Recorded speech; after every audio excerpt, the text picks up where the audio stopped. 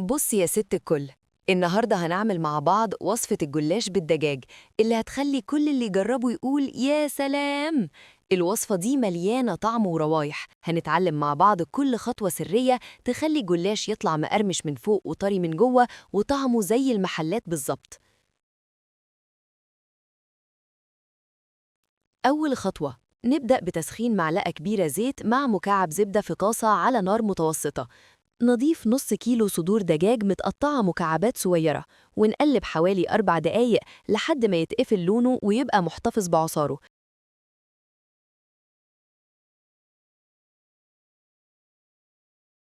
بعد كده نضيف معلقة صغيرة كزبرة، معلقة صغيرة بابريكا، معلقة صغيرة توابل دجاج، ورشة ملح حسب الرغبة.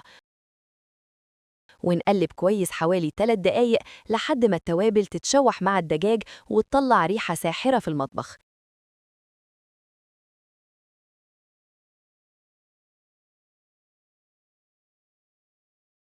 نضيف بصلة كبيرة متقطعة جوانح، نقلبها لوحدها دقيقة كده.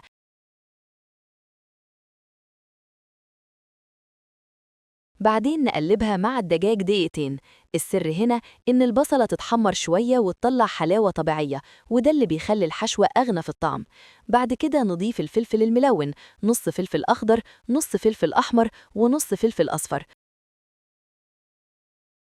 ونقلب لحد ما الفلفل يدبل شوية بس يفضل فيه شوية قرمشة وملمس حلو. تكة صغيرة، الفلفل لو استوى زيادة هيخليه يطرى جامد وممكن يفقد لونه الجميل. كده الحشوة جاهزة. تحضير التشريبة: في بولة نخلط كوب حليب مع نص كوب سمن وزبدة،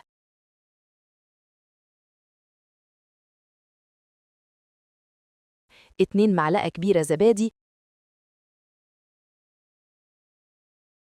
نص معلقة صغيرة بيكنج باودر، رشة ملح حسب الرغبة، نص معلقة صغيرة فلفل أسود، بيضة واحدة. ونقلب كويس لحد ما المكونات تمتزج وتبقى سايلة بس سميكة شوية. السر هنا إننا ما نسيبش البيضة تتخثر. الخلط المستمر مهم جدا عشان التشريبة تبقى متجانسة وسلسة. ندهن صينية الفرن بمزيج السمن والزبدة كويس. السر، الدهن لازم يكون شامل كل حتة عشان الجلاش ما يستويش مش متساوي أو يبقى ناشف في طرف وطري في طرف تاني. نفرد طبقة الجلاش الأولى على الصينية وندهنها بمزيج السمن والزبدة، ونكرر العملية لحد ما نفرد 7 طبقات. تكة، الدهن بين كل طبقة والتانية هو اللي بيخلي الجلاش يطلع مقرمش وذهبي.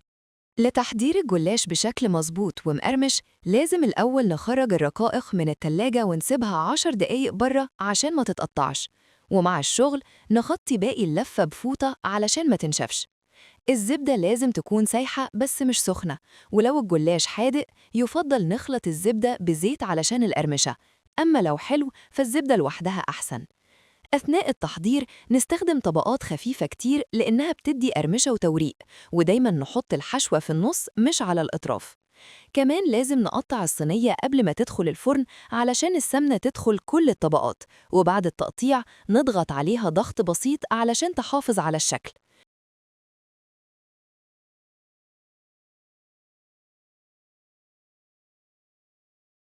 نفرد بعد كده حشوة الدجاج على الجلاش بالتساوي،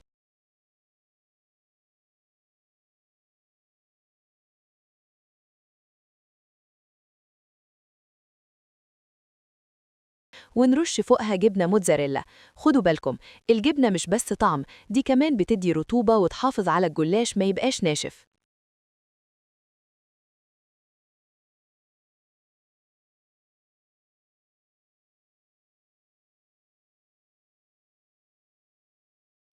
نفرد فوق الحشوة طبقات الجلاش زي ما عملنا قبل كده، وكل طبقة بندهنها بالسمن والزبدة. الفرن لازم يكون سخن جدا قبل التسوية، والصينية تتحط في الرف الأوسط. ما ينفعش نكتر سمنة على الوش، الكمية المتوسطة هي اللي بتدي نتيجة مظبوطة. في الجلاش الحلو الشربات لازم يكون تقيل شوية ويتحط بارد على جلاش سخن علشان يمسك ويبقى مقرمش.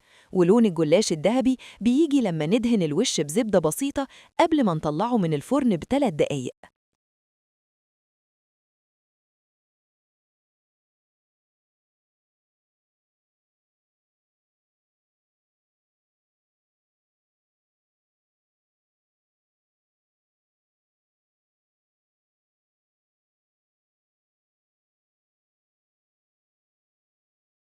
قبل ما نصب التشريبة نقطع الجلاش قطع متساوية عشان التشريبة تتوزع كويس جوه كل قطعة. تكة مهمة، القطع لو كبيرة جدا التشريبة ممكن ما تتوزعش كويس، ولو صغيرة قوي هتضيع القوام. نضيف التشريبة ونوزعها كويس بالتساوي، وندخل الصينية الفرن حوالي 40 دقيقة، رف أوسط، نار من تحت بس، وممكن آخر دقيقتين نفتح الشواية. شوفوا وجه الجلاش لازم يبقى ذهبي جميل ومقرمش قبل ما نطلعه. تكة إضافية، لو هنسكب سيرب لازم السيرب يكون بارد والجلاش ساخن، ده اللي بيخلي القوام متوازن والطعم تحفة. وبكده الجلاش بالدجاج جاهز للتقديم، ريحته تحفة. لو عجبتكم الوصفة ما تنسوش الاشتراك في القناة وتفعيل الجرس عشان توصلكم كل الوصفات الجديدة والحلوة. كان معاكم تيسير أبو دهب.